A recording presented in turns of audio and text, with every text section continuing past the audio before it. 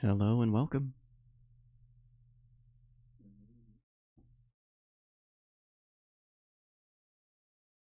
Just doing a mic check real quick.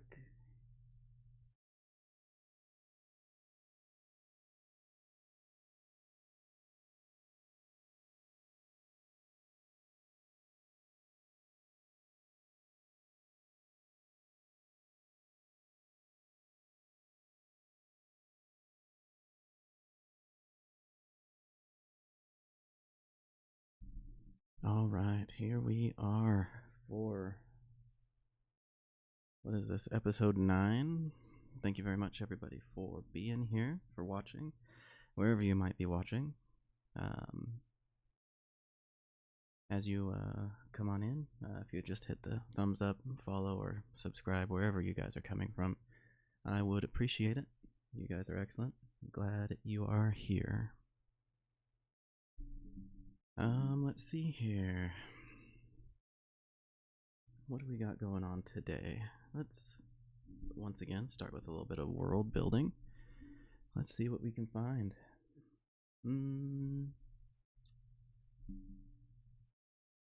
Let's see.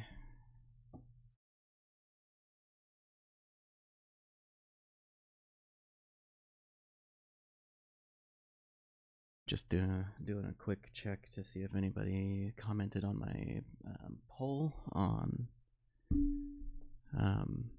YouTube real quick.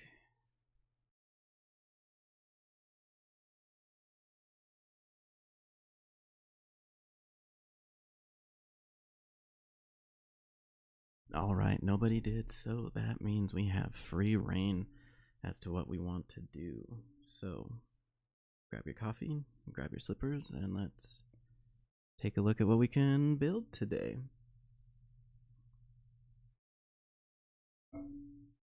Let's see. We want to keep it tight. We want to keep it kind of short as far as world building goes.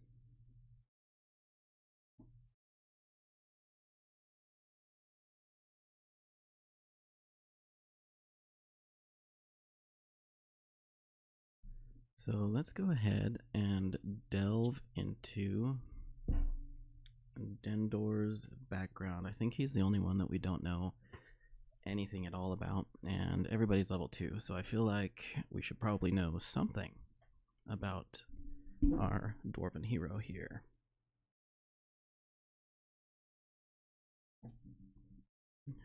All right. Let's go ahead and begin with... We'll go ahead and begin with a prompt. Let's just see what we can come up with. We know he's lawful. We know he's an acolyte. So there's a couple of places we can actually look first. Let's go ahead and look at backgrounds in the core rulebook. We're getting used to navigating, and you can see here, page 26. There's, when you solo play, you can have any kind of goal you want, which kind of makes it fascinating. I play to learn a system and to learn the rulebook so I can navigate it easier. You can play for just fun, and that's totally fine. No big deal. Let's see. Our acolyte is well trained in religious rites and doctrines. Okay. So, I'm going to go ahead and move the character sheets up here. We will move to our character notes in the back. I'm looking for Dendor here. Acolyte is well trained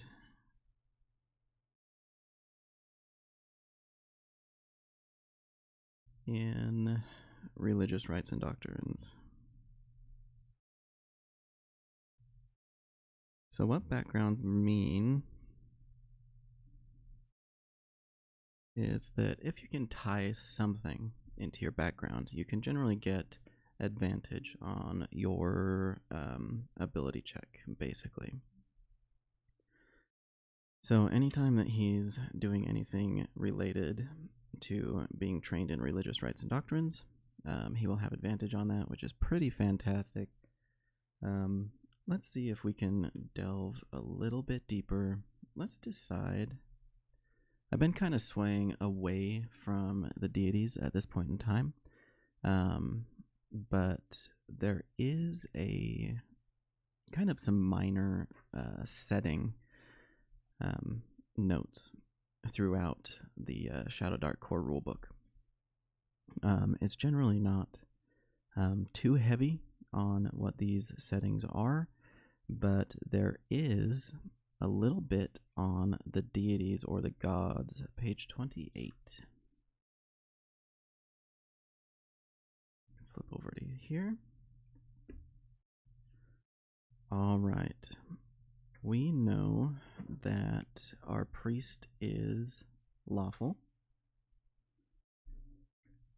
The priest deity can revoke gifts of spellcasting. Okay, so we know that Dendor is lawful. So we're going to avoid the chaotic for now, and we're going to stick with lawful and neutral. Now we know Dendor is lawful, so we can stick with either Madeira or Saint Taragnus. Embodiment of righteousness and justice, or first manifestation of law. I think Dendor is going to lean toward Madeira.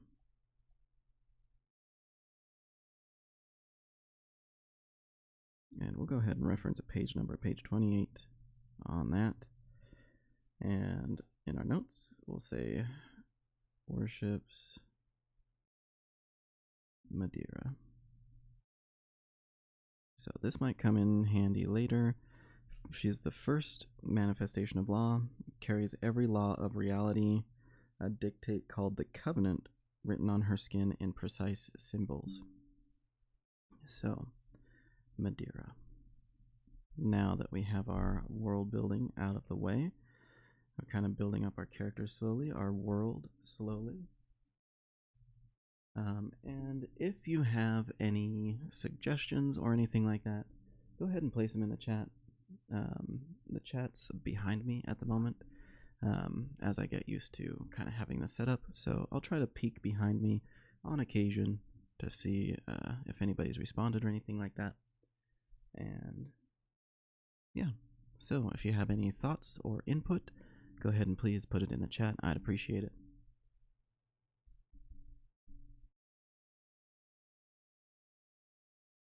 And let's get started on gameplay. Set the pen aside for a minute, and we'll go back to our session notes. So previously, we were in Rularn. We saved a wealthy citizen who offered us a reward. He's a powerful magic user by the name of Brick, or yeah, we'll just call him Brick. He did give us a dagger, which is phenomenal. It has command animal and a curse that turns the user into a rat at midnight for 1 hour. Now, I believe that that is going to be on Farond. Yep, Farond has our dagger. So, our heroes went home, had a night's rest. Crazy Dabbard ended up challenging Sidaros to a game of Drop the Boot. And then we went and met with Brick, who told us that he was interested in the history of the region, because we know Rularn is kind of ruined. And he offered us some gold if we map out the area around Rularn, and he will pay us, we decided on double for any artifacts that we find. And double might be a little steep. I went with double just to make the math easy and to go ahead and give us some prime motivation for our heroes to find these artifacts. So, that being said, I do have this new page in here. You might have seen it last time. So, for mapping purposes, our new patron, Brick, wants us to map out the 6 mile hexes around Rularn. So, once we get these filled in, we can go back, and for each 6 mile hex, he will give each party member 40 gold, which is pretty amazing. And we don't know what we'll find out there. So let's flip back to our session notes. We're starting with a new page, session 9 here. And as always, we keep our indexes updated. So session 9, page 14, page 14. All right, so we actually ended up not needing the prompt, which is great. And I think what we'll do today is our heroes will go ahead and get started on the mapping aspect, I think. And if they find any dungeons or ruins along the way, that'll be amazing. So let's go ahead and go about that. Now for the mapping, if you recall in episode 1, when we started building our world, there are overland hex maps on page 132.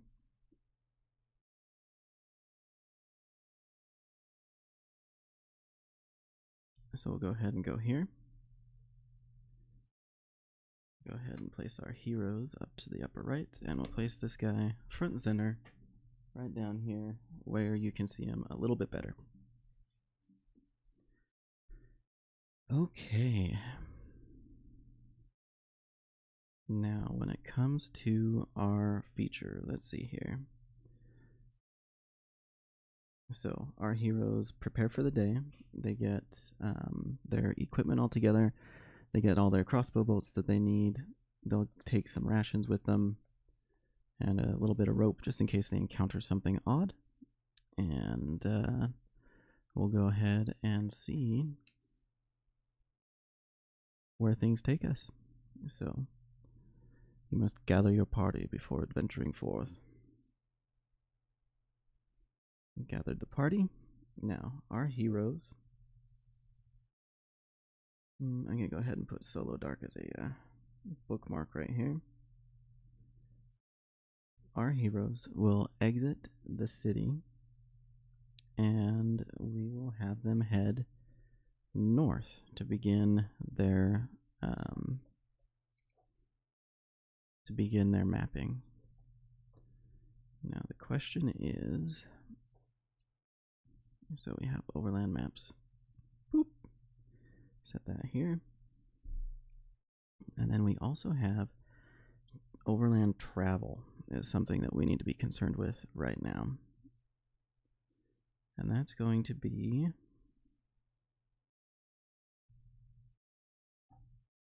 overland travel, page 90. I do wish it was closer to the overland maps, but I suppose page 90 isn't too far away. So we know that crossing a 6 mile hex, and that's what these are, walking will take 4 hours. So to get from the center of this hex to the center of the next hex will take 4 hours. And we can travel for up to 8 hours a day. If they want to push further, we can do con checks. So we will begin by moving forward. So that means 2 hours to cross half a hex. We do know that the hex that Rularn is on is, thanks to our handy dandy notebook,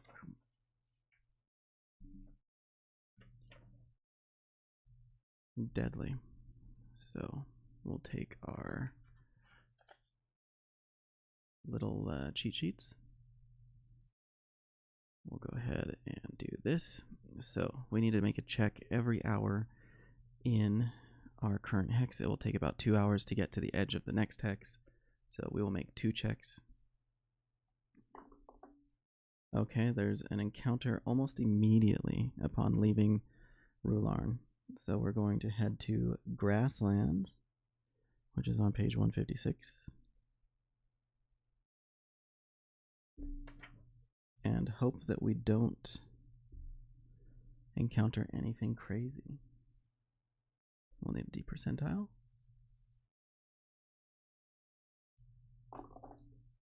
We got a 13. Dark, tall clouds roll in. A violent thunderstorm is imminent. Interesting. Is this because we left the confounds of Rularn? Or is this a natural thunderstorm? Our heroes won't ever really know, I think. So, thunderstorm moves in.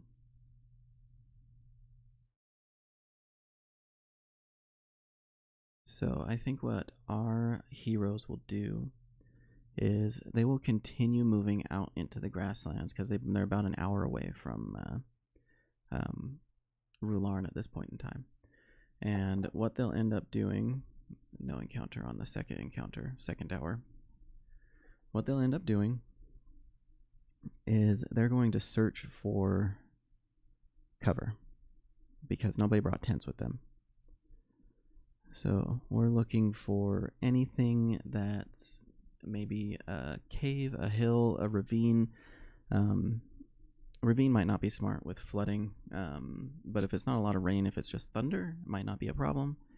So what we'll do is we'll try for a wisdom check. Now, my party is universally bad at wisdom, so we're going to provide a +0 for tier. Difficulty in the grasslands is probably going to be a 15. So what I'm going to need is my tokens. My luck tokens are probably going to be the ones that save me today. I'll put out the luck tokens and we'll see how we do. A 5. That's not going to be nearly enough. And I don't know what will happen to our heroes if they're stuck out in a thunderstorm. It sounds like a horrible time. So I'm going to go ahead and spend a luck token and see if we can get anything better. A 12, if only it was a normal difficulty. Man, this is going to be rough. So our heroes do not find cover. They do not find cover when this storm comes rolling in. So it'll begin with a sharp wind, just as it just whistles past our heroes. And then the few raindrops, and they can watch the grass as it, falls and or gets blown around and ripples across this grassland. Actually quite beautiful as the sky turns kind of like a gray-green as this storm kind of starts moving in, and they can hear the rumble of the storm not too far off. And Sidaros yells, "I suppose we should try to find something to hide behind out here." As he looks around, Sidaros isn't very wise, but Tyr responds with, "I'm searching for something. I can't find a thing out here in these blasted grasslands." And so our heroes, they have two options. They can either head back or they can head forward. Now, we know that they don't know anything about the area.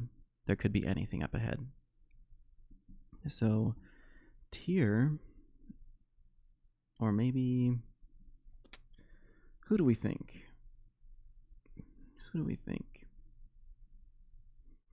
I think Ferrand is going to suggest that they head out and continue and hopefully come across something. After all, Tyr says, Rularn wouldn't exist itself without some sort of neighboring city or some sort of neighboring community. So perhaps long ago, perhaps it's dead, but there can't be just nothing out here in the grasslands. So let's push forward and we'll see what happens, what we come across. Let's figure out what our next hex is and see if that provides any help to us whatsoever. Alright, so we are going to roll 2d6. 5, 6, 7, 8. Same as current terrain on the new hex. So this is more grassland.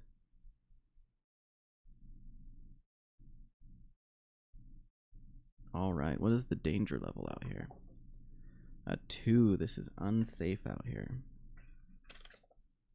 Unsafe. So we're going to flip this to unsafe as they enter this new region.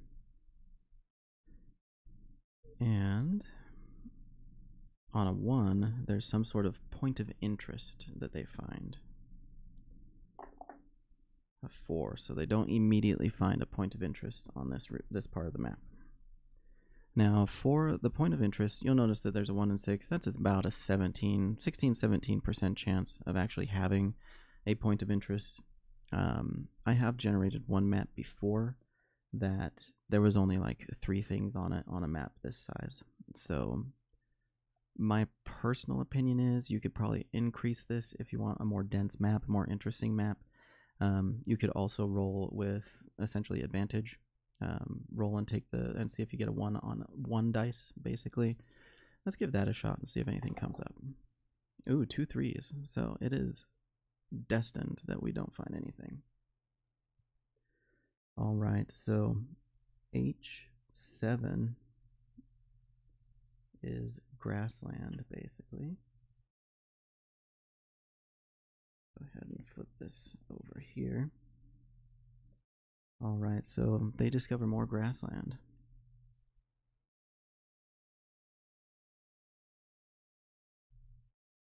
And let's see here.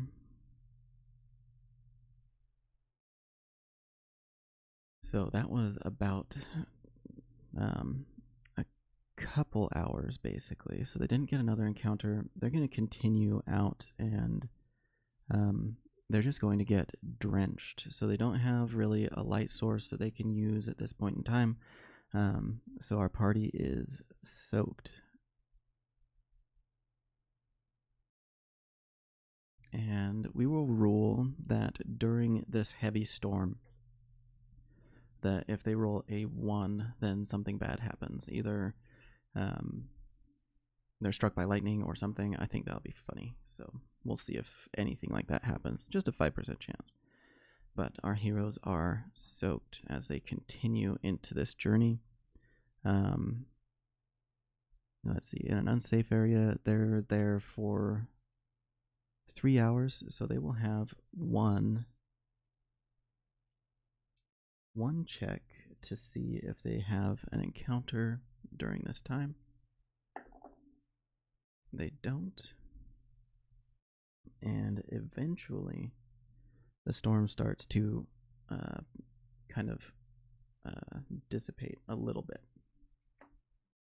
And as we know, walking around in a storm is not fun.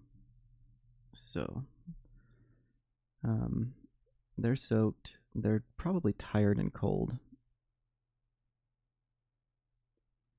So I'm going to rule that they are going to maybe suffer like a penalty, like a -1 penalty to checks until they warm up and get dry. As far as I'm aware, there's nothing in the rulebook that suggests anything like that. But we just don't want an encounter to happen without some sort of repercussions if they fail their rolls or something like that.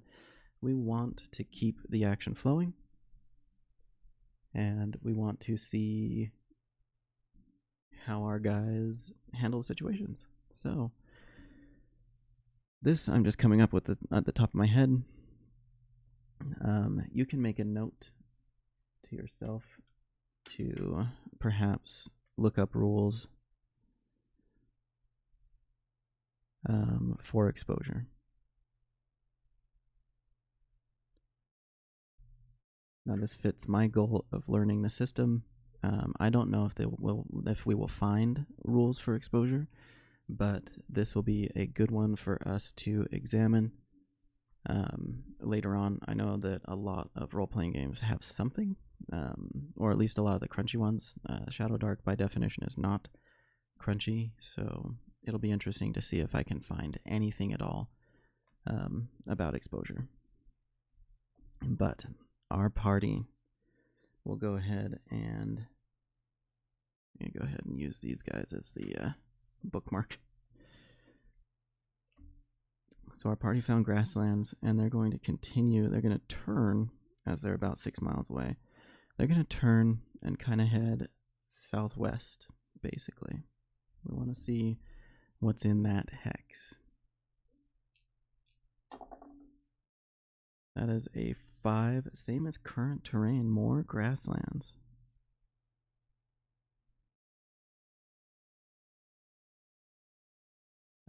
How dangerous is this grassland? A 1. This is very safe. Interesting. So safe here. We should probably make a little note. H7 is unsafe.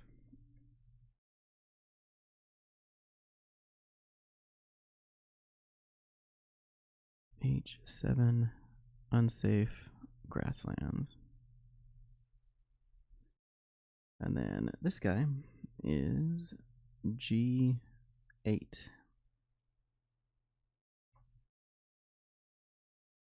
So G8 is safe grasslands. So they can actually take a moment and see if they can kind of gather their wits about themselves. They will need to camp here, and so this is actually pretty fantastic. Let's go ahead and see if there's a point of interest. There is not a point of interest. Again, if we wanted to roll doubles or whatever, we can try to increase the odds, but you can already see that this map is pretty empty. But that's okay with them because they're going to be making gold on each 6-mile hex before they head back. So our heroes will go ahead and camp. Let's go ahead and see if they can make a wisdom or intelligence check to gather materials. So they rest. Basically, we want to build a camp or a campfire, and I don't want to use up their torches if we don't have to. So rest in G8. Is that correct? G8, yeah. Rest in G8, which is safe. So there will be no chance for encounters.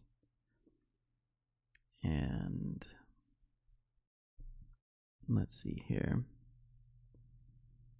Rest in G8, and then we're going to go ahead and have them camp and try to get warm. They will attempt to gather materials. They will work together on it, so we'll go ahead and roll with advantage. But unfortunately, my party is very unwise and incredibly stupid. So I think at best we're looking at a flat roll with advantage with everybody. Ooh, we got a 15, which beats the hard difficulty. So we will say that they gather enough sticks and such to create a campfire. And they will rest.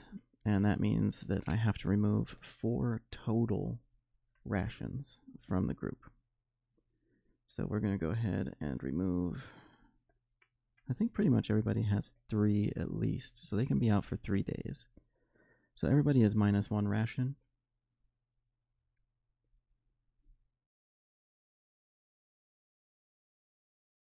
And they will begin essentially immediately the following day.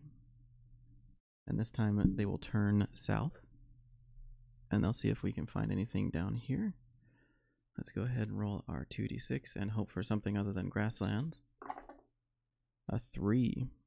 Current terrain +1 step. So we get another forest, actually.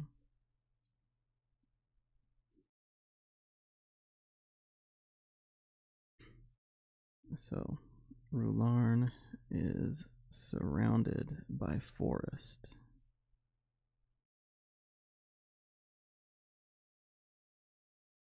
And I'm just making markings that are meaningful to me.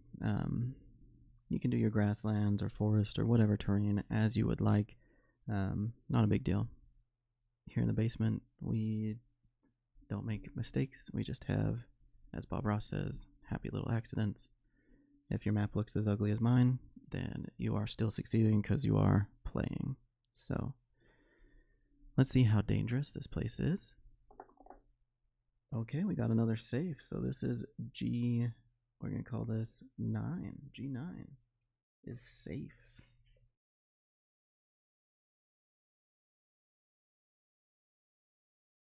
Safe forest. Now let's see if there is a point of interest. There's not a point of interest here. And a forest, our overland movement. Let's go ahead and double check that. Page 90, I believe it was what it was. We want to see difficult terrain. PCs in unfamiliar territory must have their navigator make an int check upon exiting a hex. On a failure, the group moves into a random adjacent hex. We have not been playing with that. I'm not sure how to play that solo because you might not be... Like, I'm not sure how to roleplay that as Lost yet. So we're just going to pretend that they can kind of keep an eye at least around Rularn. Maybe it's familiar enough. But let's see here. So the forest, they are not mounted, they are walking difficult terrain. Maybe there's a... Well, we'll ask the Oracle. Is the forest difficult terrain? Or shall we say, is there a smooth path through the forest on our yes-no Oracle? Yes, but... Yes, but...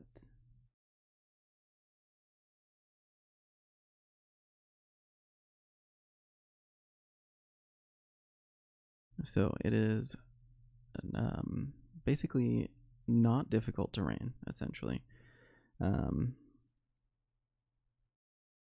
As they're going through it, but maybe there's like a path, or maybe they come across an old road, which bodes ill or well, depending on how you look at this world. And maybe they find a path or a road, and maybe that road leads them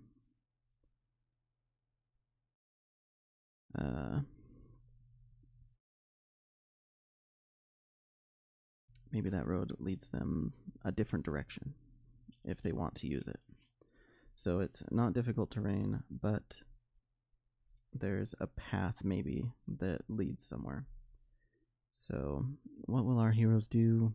I think they'll ignore that path for now. We're going to say G8. These are kind of broad numbers, G8.5, if you will. Or actually, this is 9. G9. Safe forest. Found road. We're going to say found old road. I like the idea of this being an ancient road. So they will turn to the southeast, and they'll go ahead and continue one more hex. Let's see what we find. Ooh, what's this? An 11. Current step +2. So forest 1, 2 is ocean. Okay, interesting. So they come out of the forest and they find water as they come around. So that means that they'll have to go into the grasslands and then back down, or if they can find a boat, that'd be great. This is also safe. So this is H9.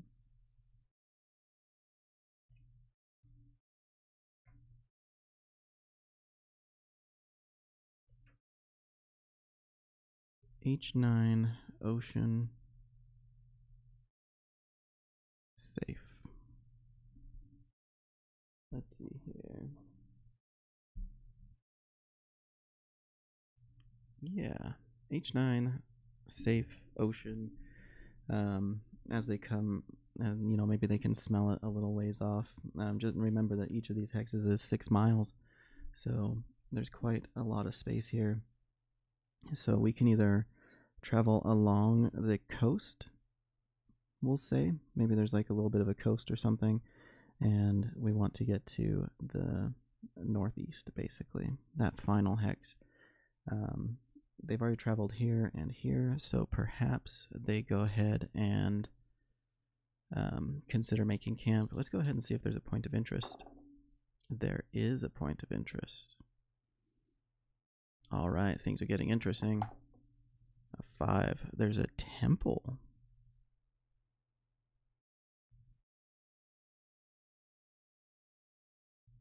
All right, so they find a temple.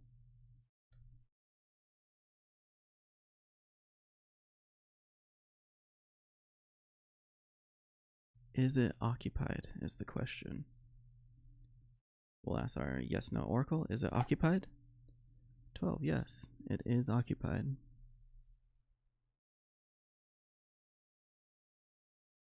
And is it occupied by a lot of people or one people? Is it occupied by few people? We'll ask that question. 6 is a no. So is it occupied by a lot of people? It sounds like quite a few. So maybe this temple is occupied by, wow, 9 people.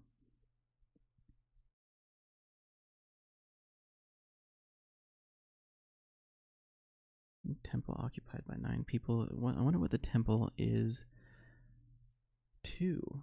Let's take another sip of coffee to caffeinate up. We're about halfway through our session today. So, occupied by 9 people. Let's get an alignment. We'll roll a d6 and use the chart on the DM screen. It is a 2, so it is a lawful temple. And it will be dedicated to, let's go ahead and find our deities again. Oh, one too few. That's not going to tell us where to go. Deities, page 28. We are getting pretty good at starting to navigate the early parts of this book, which is fantastic. Now, let's see. It's a lawful temple, so either Madeira or Saint Taragnus. We will do odds, Saint Taragnus, evens, Madeira. Odds, so it's a temple to Saint Taragnus. So we'll go ahead and write Saint Taragnus here. All right, so they have this temple. Maybe they do some fishing or something in the ocean or something like that to feed themselves. So this temple of followers of Saint Taragnus is open to them. They see them coming, and somebody comes out to meet them. Let's go ahead and do a d8. An 8, an ancient individual. Let's see. Whoops. So we're writing in our session notes, Temple of Saint Taragnus. An ancient woman who is a, what ancestry are we talking with here? A halfling. Interesting. So this short ancient woman comes out to meet them. And she will introduce herself as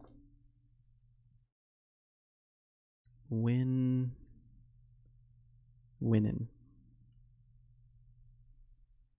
Winnin, the halfling. We'll put little quotes on that. And she comes forward to meet the party. And as she steps forward, she does not have a entourage. The others are kind of sitting back, maybe taking care of some fish or doing chores around the temple. And the old woman says, a friend or foe? And our most charismatic and also chaotic Sidaros will step forward and take the lead. And he says, hail and well met, ancient madam. And he bows. And he says, we are travelers just mapping the area. We wonder, as the day grows to a close, if you wouldn't mind allowing us to camp. We don't need any food of any kind. We just need a safe place to light a fire, stay warm through the night. And how did he do? A natural 20. So we get a luck token back. And Winnan eyeballs them. And she thinks about it for a minute and says, "Of course, young man. Come along. You can light your fire within the temple walls. We have a few, how do you say, what's the word? I'm losing words here today. You can take advantage of our hospitality now. And never mind the food, we'll grant it to you. We have plenty of fish from our fishermen. And a spare bed or two that you guys can borrow. And please, come. And so our heroes will go ahead and enter the temple. They will have, some food from the elderly matron, and they will rest. Now, the question is, did anybody know that this was here? I think Dendros would probably roll with advantage based off of his background as an acolyte. Technically, it's around rites and things like that, but I think that this would be a perfect time to showcase backgrounds. He's an acolyte. Maybe he heard about this temple. Another natural 20. We do get another token, which is fantastic. So we'll just have to remember that. But Dendros is aware of the temple, and he tells them a little bit about it. Essentially, that this group of Saint Taragnus is out here away from Rularn, in this ruins of an old temple, and they essentially started excavating it or building it back up. They were originally from Rularn, maybe 17 or so years ago. They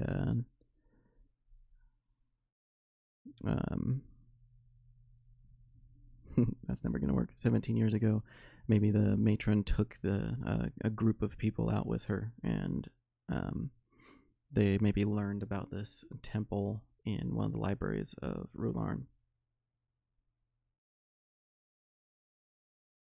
and started refurbishing it.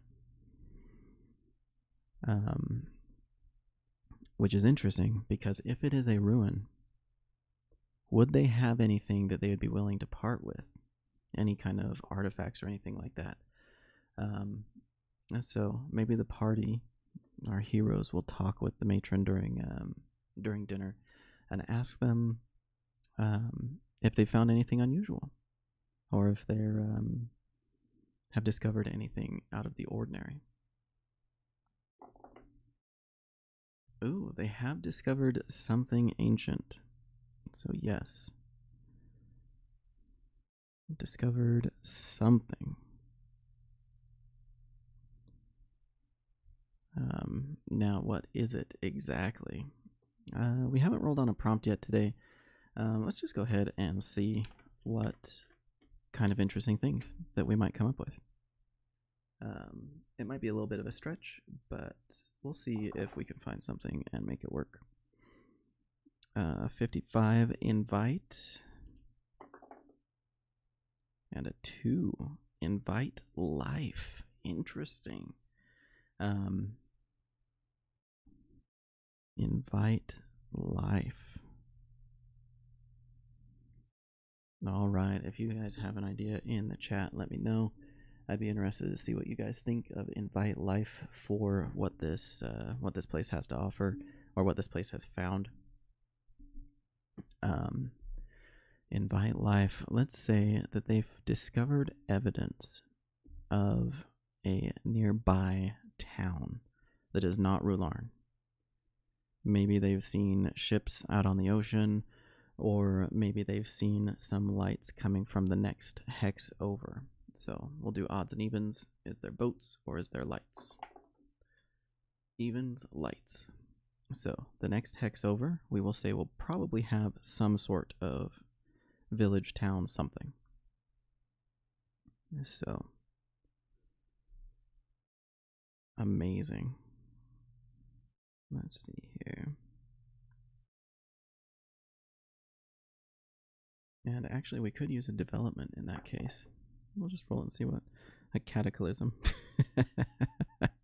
I don't think that has anything to do with divine or inviting life, so we'll just leave that off to the side. I just wanted to see what this development table does because it is not mentioned over here. There's a point of interest, cataclysms, but unsure on the development. So this might just be for the DM to mess around with. So there's a village nearby. We'll call it.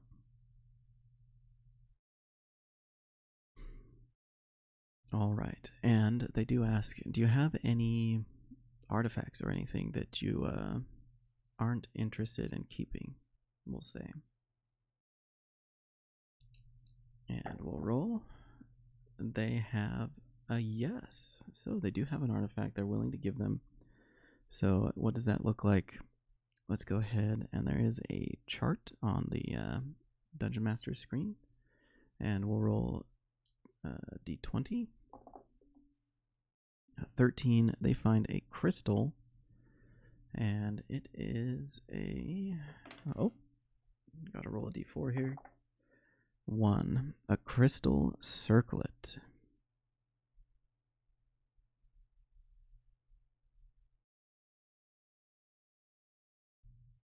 Now I'm gonna say that's probably not worth a ton, this little crystal circlet. So we'll do a D4 plus 1 times 10 gold, so it's worth 20 gold. That means our patron will buy it for 40 gold, which is pretty fantastic. So they will go ahead and we'll call that free to wear, free to carry. So Dendros will go ahead and put that on his person. So a crystal circlet.